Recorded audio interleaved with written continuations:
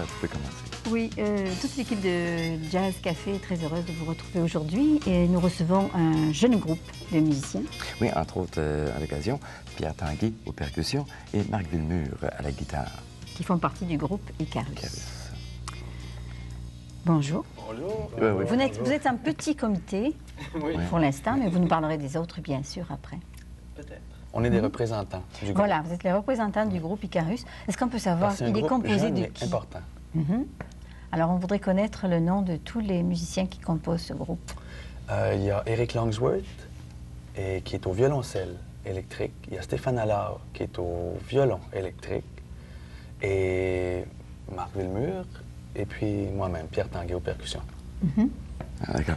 Ouais. La vision globale du groupe Icarus, c'est quoi?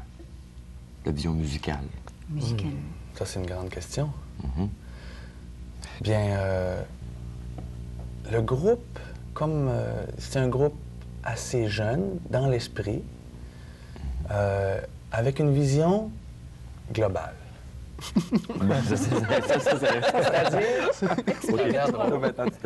C'est-à-dire que la musique qu'on joue, si on essaie de la définir par les styles, ça devient...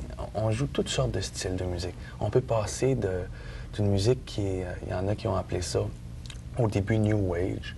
Mhm. Ça n'a pas rapport du tout de décrire le groupe comme musique New Age. Il y a des moments que ça peut être ça. Des fois, c'est vraiment jazz, blues. Tout ça, c'est juste des étiquettes, là. Mhm. Des fois, ça a une couleur qui est rock. Des fois, ça a une couleur qui est presque musique actuelle, musique contemporaine. Des fois, ça a une couleur qui est disco, même. Et des fois, ça a une couleur qui est très folklorique, ethnique. Donc, on joue une musique qui est très éclatée. D'ailleurs, vous avez répondu à la question que j'allais vous poser, puis on a une vidéo, votre vidéo que vous avez faite dernièrement. Est-ce qu'on va tout voir ça dans la vidéo ou non? Non, Non, dans quand cette même. vidéo-là, ce serait plutôt un exemple de musique actuelle, je dirais, si ça se trouve. Et ce qui est intéressant au niveau conceptuel, c'est les prises de vue qui ont été faites par Philippe Baylock. Et ce sont des gabarits qui sont montrés sur les instruments avec de petites caméras. Des fois, les caméras qui sont sur les maillotches des percussions ou sur l'archet du violon, ou des fois, à même un plus long gabarit, à même la guitare. Alors, les instruments sont fixes et c'est la scène qui bouge. Bon, ben, on va regarder ça on va tout de suite. regarder. Intéressant, ça. On regarde.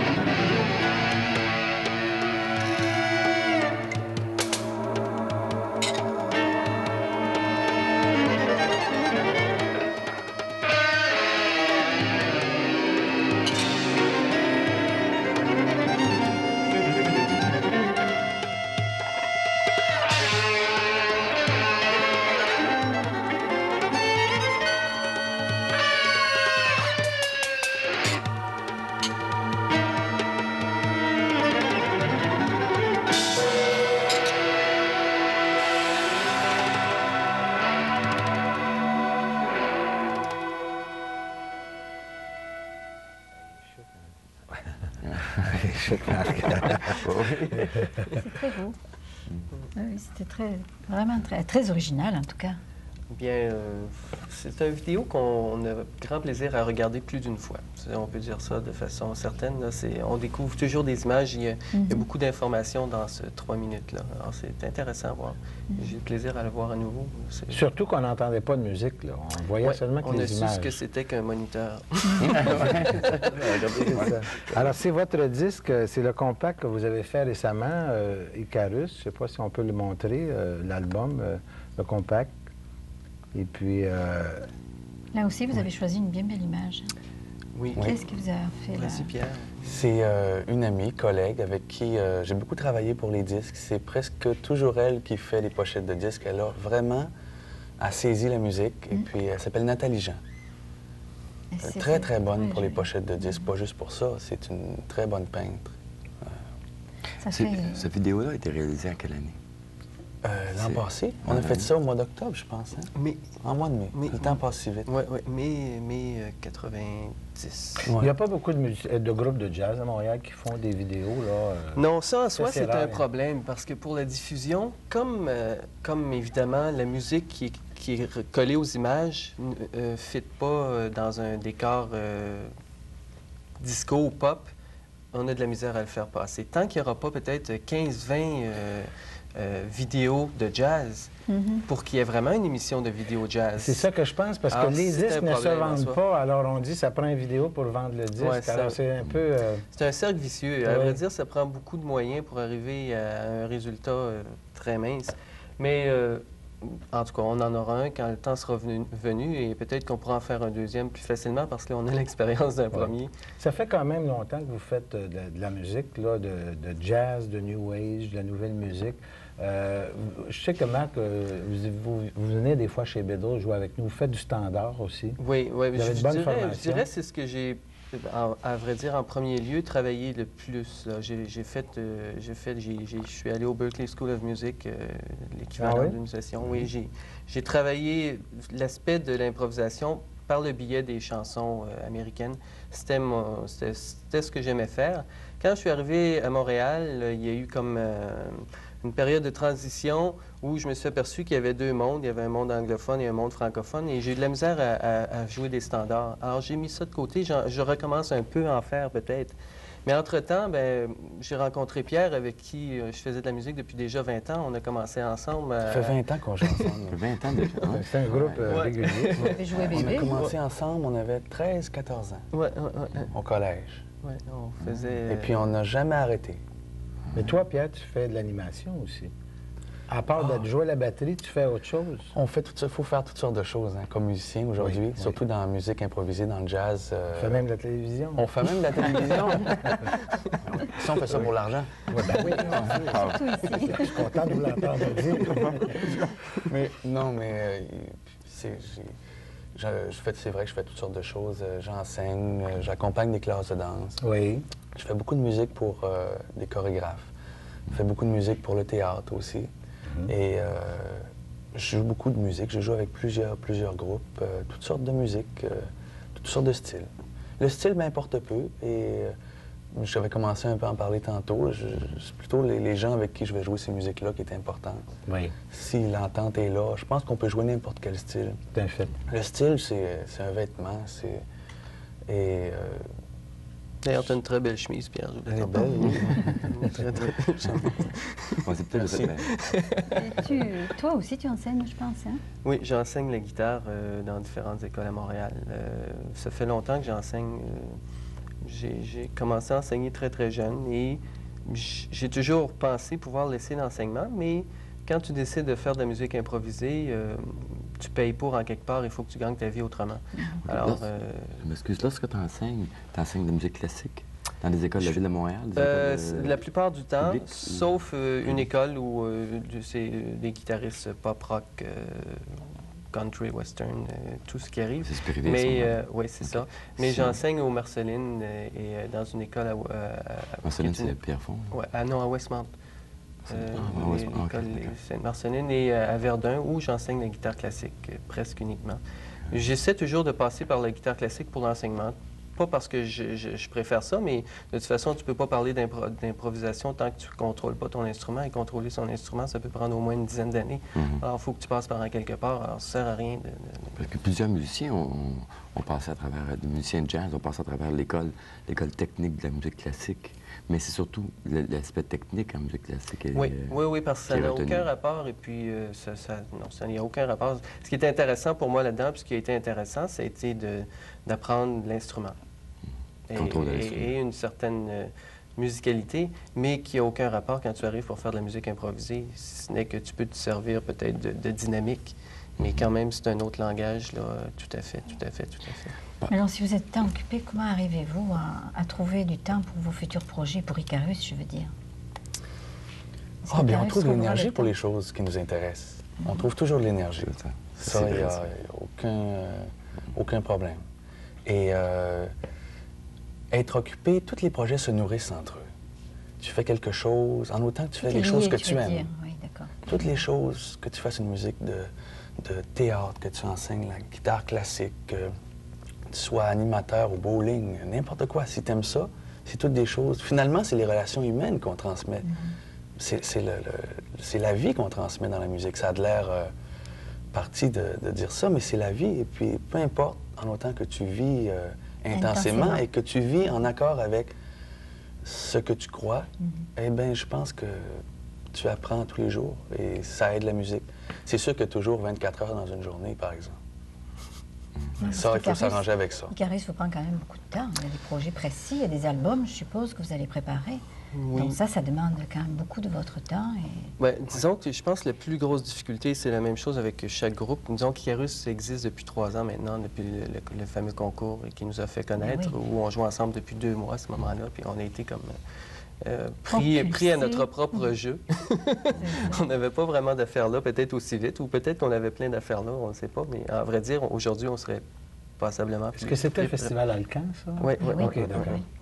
Alors, on était prêts à ce moment-là. On n'était pas tout à fait prêts à ce moment-là. Aujourd'hui, on le serait davantage. Mais le gros problème aujourd'hui, je pense, c'est étant donné l'horaire de chacun, c'est de fixer du temps de répétition quand on est obligé de voir avec 4 agendas différents. Il y en a un qui fait l'OSM, il y en a un qui joue dans moult groupes. Pierre joue dans à peu près 14 formations. Et alors là, c'est compliqué. Par contre, on a l'avantage de... Quand on joue des standards, on a un langage et on a beaucoup de lois qui régit un groupe. Et nous, ça nous a pris 3 ans à trouver ces lois-là pour notre propre groupe, parce qu'on n'a pas un groupe, on n'a pas de contrebasse, on n'a pas au début, on n'avait même pas de batterie. Alors, on avait tout ce qu'on a appris, en tout cas pour moi, en tout cas, tous les clichés jazzistiques étaient inexistants soudainement.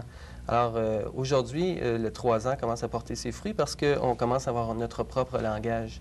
Et là, on est content de ça. Et ce qui nous manque, c'est du temps pour jouer. Si on avait beaucoup de temps pour jouer, Icarus serait plus fort. Mais comme on fait tout le monde 1000 affaires pour jouer, bien, c'est ça. Quand on a une répète à booker, il faut travailler fort. Puis on est content, on en profite. Oui. Mais tu dis qu'en fin de compte, que vous avez trouvé votre style. Maintenant, le public, vous le trouvez, quoi, les maisons de la culture, les festivals. Je faisais des démarches cette semaine pour l'Europe. Je trouve dommage qu'on n'ait pas des agents de liaison.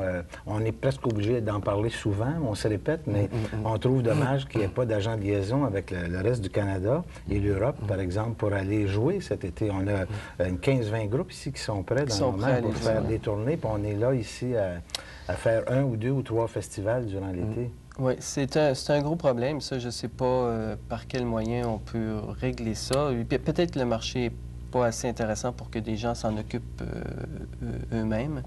Et le plus gros problème, je pense, c'est pour quelqu'un qui reste de l'autre bord de l'océan, de la flaque, c'est d'avoir des connexions pour que ça fonctionne rapidement. C'est ça.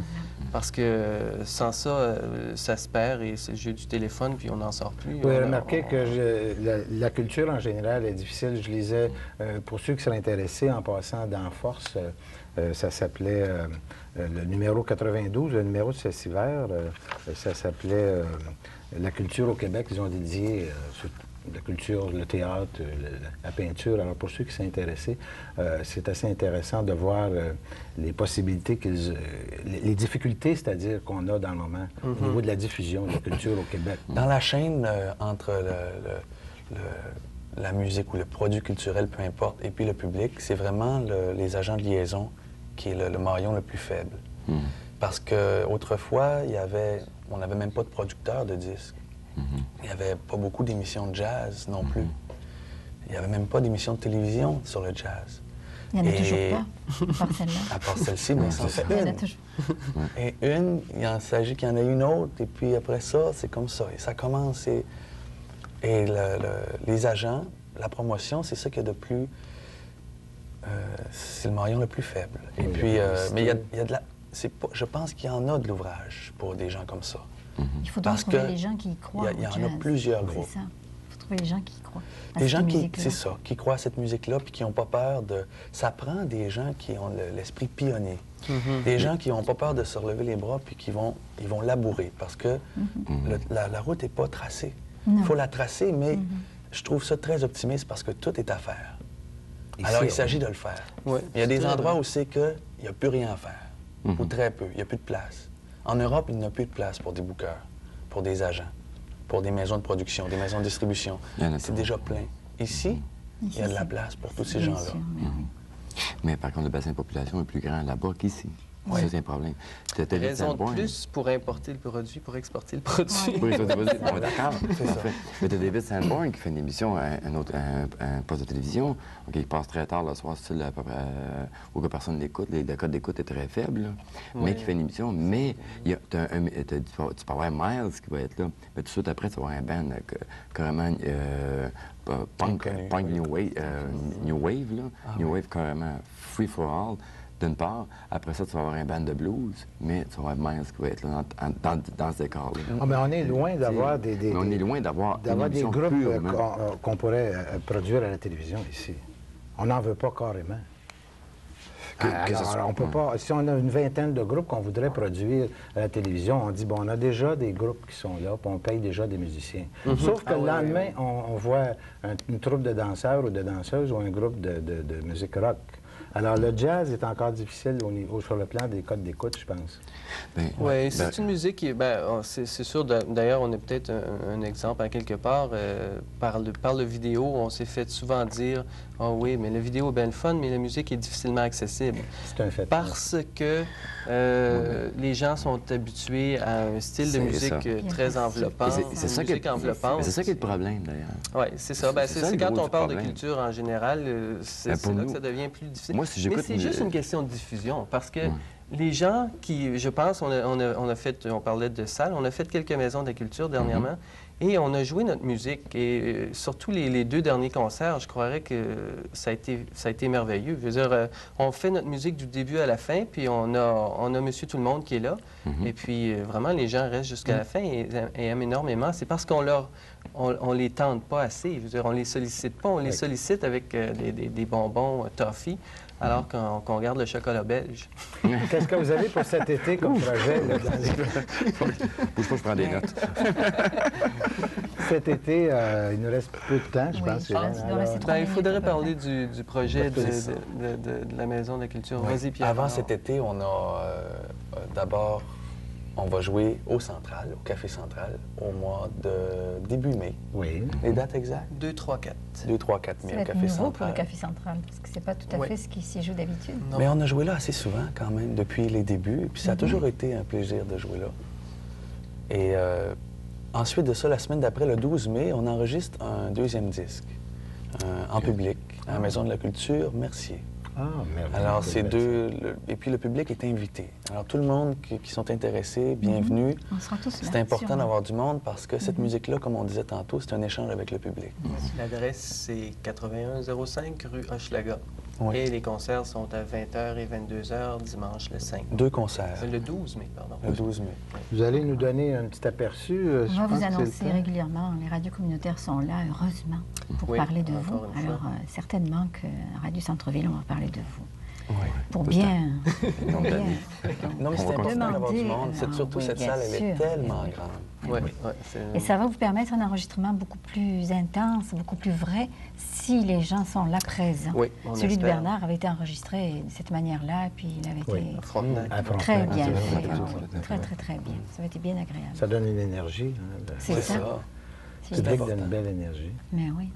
Est-ce que vous étiez supposé de nous jouer une pièce avant Mais de oui, nous ça quitter? fait que vous allez une petite pièce, partir dans... en duo. je pense, oui. Comment ça s'appelle, Pierre? C'est la pièce So-So. C'est une composition d'ailleurs de On vous laisse Marc vous, Villemur. Vous vous approchez de on vos va- instruments. On va vous donner rendez-vous, peut-être le groupe au complet dans quelques mois, si vous acceptez. Oui. Alors pour l'instant, on va vous écouter. Oui, parce que le groupe au complet, Hélène, tu parlais, parce Mhm. qu'on avait dû les problèmes techniques, on ne peut pas présenter C'est ça. un groupe complet ici, Groupe hein, complet. aux émissions. On voudrait, mais, Mais, là, c'est- c'est toujours Mais pas c'est en chemin. possible. J'ai ouï dire que c'est en chemin pour qu'on puisse Ah, travailler, peut-être un jour, travailler en fonction qu'on puisse avoir, par exemple, soit un quartet avec batterie, des choses comme ça. Ça serait merveilleux. Et ça, écoute, des pour la choses diffusion, il que- faut le faire. Ah oui. Il faut travailler. Absolument. Parce qu'on a effectivement des grands projets pour cette émission, des invités extrêmement agréables. La semaine prochaine, Pierre. Oui, la semaine prochaine, ben là, c'est Une grande pas semaine. manqué, c'est dans les archives du jazz à Montréal, toujours présent, par Dans exemple. les légendes. Dans les légendes. Les légendes. Plutôt, Oui. moi, on devrait dire plutôt légendes oui. qu'archives. OK, je vais l'avoir. On C'est va notre entendre ami parler. Guy Nadon C'est Guy Nadon qui va qui être sera parmi nous. là. Sans sa batterie, c'est ça, comme Ouais. vous l'a si bien dit d'ailleurs Mais par Bernard. contre, on a c'est des qu'il clips, y a des on a possibilités. des vidéos, des films qui ont été faits sur Guy, C'est qui vont être diffusés. L'essentiel, Guy va être là pour parler de sa musique. Oui, exactement ça. Alors, Donc, à ce moment-là, On vous donne rendez-vous écoute, à la semaine prochaine. OK, on écoute donc Pierre Tanguay, Marc Villemur et une composition qui s'intitule So-So. De Marc. Et bonne semaine. Bonne semaine, au revoir. Au revoir.